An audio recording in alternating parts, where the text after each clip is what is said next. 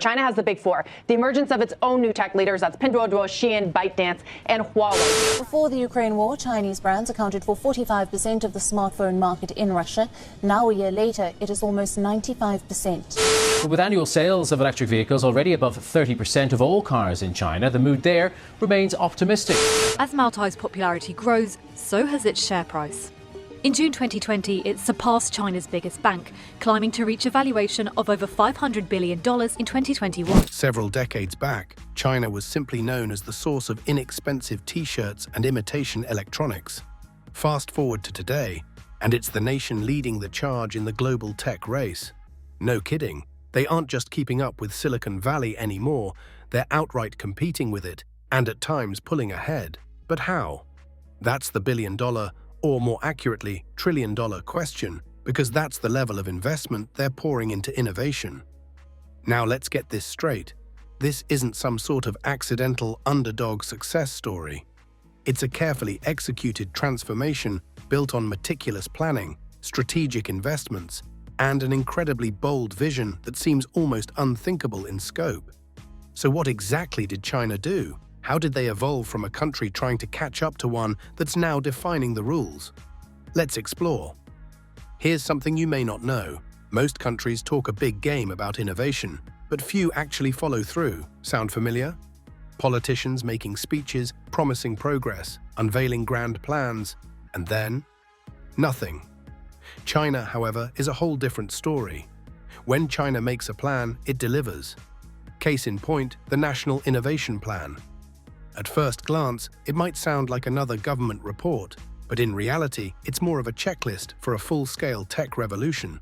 It's already evident that the Chinese government has focused on technology upgrading of many ordinary industries, but also this tremendous development in high tech.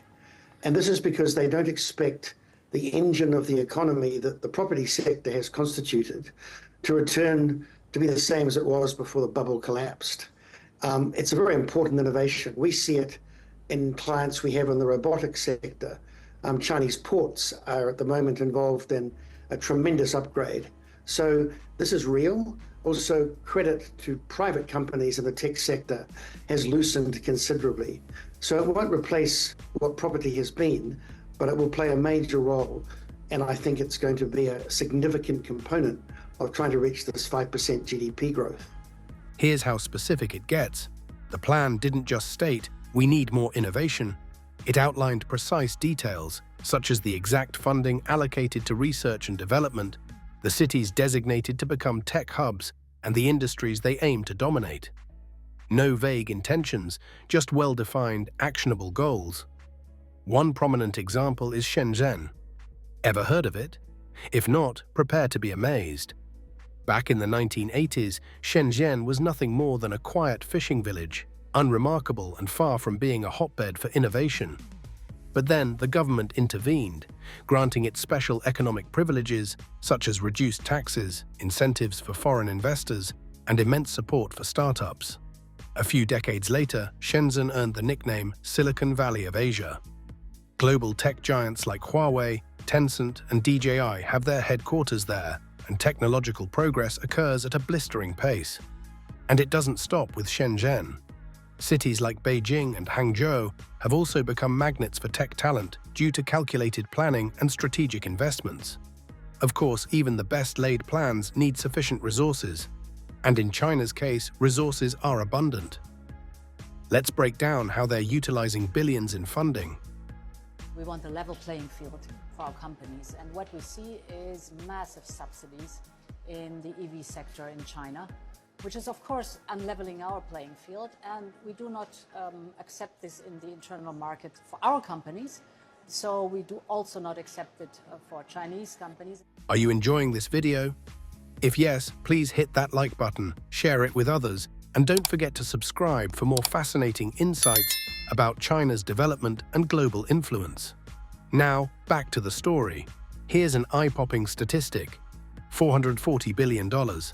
That's the amount China spent on research and development in 2021. To put that into perspective, it's more than the entire GDP of some nations. But it's not just about spending big, It's about strategic allocation. China isn't throwing cash at every shiny new idea. They are laser-focused on future-defining industries, including renewable energy, biotechnology, artificial intelligence, AI, and robotics. Take renewable energy, for example. China didn't merely join the solar panel game, they took over. Today, they manufacture 70% of the world's solar panels, making clean energy accessible globally. And their lead extends beyond solar. They're also dominating wind energy, electric vehicles, and nuclear power. And it's not just about infrastructure. Investments from China are leading to real-world breakthroughs. During the COVID-19 pandemic, Chinese companies were among the first to develop vaccines, deploy robots to disinfect hospitals, and use drones to deliver medical supplies. Let's discuss patents for a moment. In 2022 alone, China approved a staggering 4 million patents, more than the US, Europe, and Japan combined. Each patent signifies a new idea, potential innovation, or a groundbreaking solution to a challenge. When China invests, it's not just an expenditure, it's a long-term vision. Now let's look at where the country is heading next, especially with technologies like AI, blockchain, cloud computing, and data. AI isn't just a buzzword in China, it's a cornerstone of their national strategy. In cities like Hangzhou, AI-powered systems streamline traffic flow, cutting commute times and enhancing urban living. Meanwhile, in rural areas, farmers utilize AI-equipped drones to monitor crops, address problems proactively, and maximize yields. Now consider blockchain. While most associate blockchain with cryptocurrency, China sees it as a tool for transforming logistics and financial systems. They are using it to enhance supply chain efficiency and transparency. Imagine knowing every step a product has taken, from factory to consumer, reducing fraud, cutting costs, and fostering trust. Let's not overlook the role of data. With over 1 billion internet users, China possesses more data than any other nation. Far from idly storing it, they're leveraging this data to refine AI systems, improve healthcare, and develop superior products. Here's the bottom line. These technologies are more than tools. They're strategic assets in the global race for dominance, and China is positioning itself to win. However, innovation doesn't happen in a vacuum. Let's see how China collaborates globally. What's better than being a tech leader? Leading while fostering global partnerships. And China excels at this balance. Consider Africa. China isn't merely selling its technology there, it's helping establish entire industries. The Benban Solar Park in Egypt, now one of the world's largest solar parks, owes much of its success to Chinese expertise. Then there's the Belt and Road Initiative, BRI. Ostensibly focused on infrastructure like roads and ports, the BRI is also driving technological integration. Examples include smart logistics systems in Central Asia and AI-powered trade hubs in Pakistan. China's ambitions extend to space as well.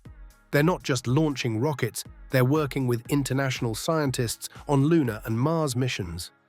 Such collaborations are as much about diplomacy as they are about exploration. Here's the clever part. Every time China shares its technology, it secures a stronger position. By building partnerships, they create markets, enhance influence, and solidify their place at the center of the global tech stage. But their ultimate goal is self-reliance. For decades, Western nations set the pace in technology. China is now rewriting the script, building a resilient ecosystem to reduce dependence on foreign powers.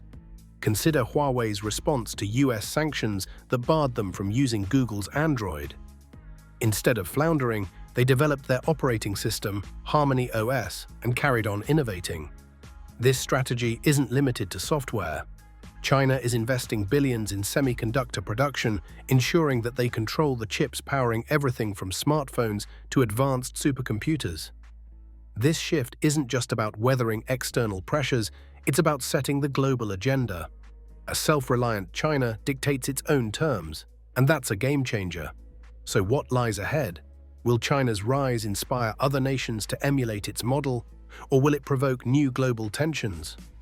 One thing is clear, China is shaping the future, while others scramble to catch up. Here's the takeaway.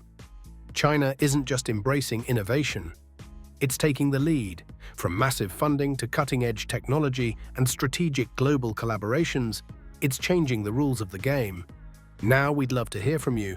Your comments and insights always enrich the discussion. Will the world adapt to China's new paradigm or be left behind?